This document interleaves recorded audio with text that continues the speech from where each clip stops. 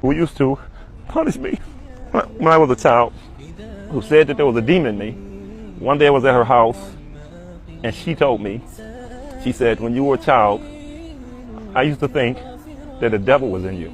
My parents were both Christians. My father was a Christian minister. My mother was a Southern Baptist Christian. She was very devout, as were most of my family.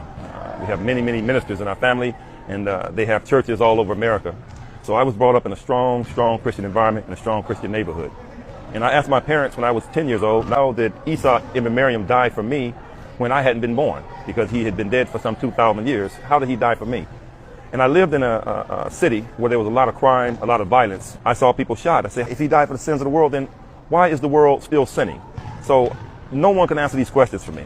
And I asked my mother again at another time, I said, if Jesus was God, then how did he himself die? How could he be killed and he's God? And if he's God, how does he die and come back to life? My mother couldn't answer it. My father couldn't answer it. And every time I would get into mischief, my mother assumed that there was this demon that everybody had told her was in me. And she would beat me severely. I mean, really, really bad. And she would punish me severely. She would tell me to go up into my room, stay in my room for the whole month. Summer would come, school would be out, the kids would be playing. She said, you can't come out till the summer's over. And then I went to a city called Jackson, Mississippi, a city I'd never been in before in my life. When I got to this city, I was there less than a month, and I was walking down the street that I don't know why I was walking down the street. I looked inside of a bookstore, and I saw a mutawa. I can only say mutawa because of his dress and his long beard. And I backed up, and I walked into the store, and I said, excuse me, what is your religion? This is the first thing I asked him. He said, we're Muslims. And I said, what do you believe? He said, we believe in one God. And I said, and tell me more about this. And they said, well, you can come to this masjid and we'll tell you, we'll teach you what you need to know. I walked from that building to that masjid that second. When I walked inside, I knew I belonged there. Immediately, I saw some brothers come in, they offered salah, they went in sujood, and I'm like, wow, I just felt in my heart, this is where I belong. They talked to me about the religion of Islam, and they assigned one brother to work with me and to teach me. This brother's name was Rafiq, and Brother Rafiq gave me his Quran. He said, this is my Quran, I'm giving it to you to read. And when I started reading this Quran, tears was in my eye, because I knew at that point that La ilaha illallah, I knew it. What was remarkable to me was when I read the Quran, where it talked about how Allah sends the winds to bring the clouds, to bring the... Immediately when I walked into that masjid, I took Shahada.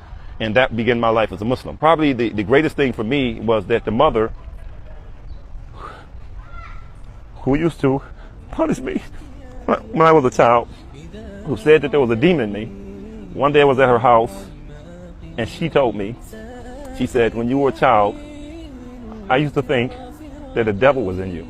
She said, now I know that God was guiding you to something that he didn't show any of us.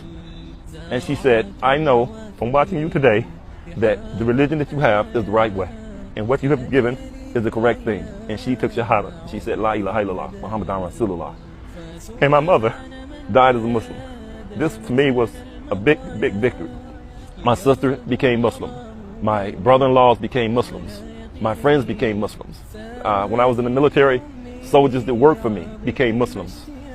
I can't count. If you ask me the number of people who Allah guided to Islam for me, I couldn't even give you a number.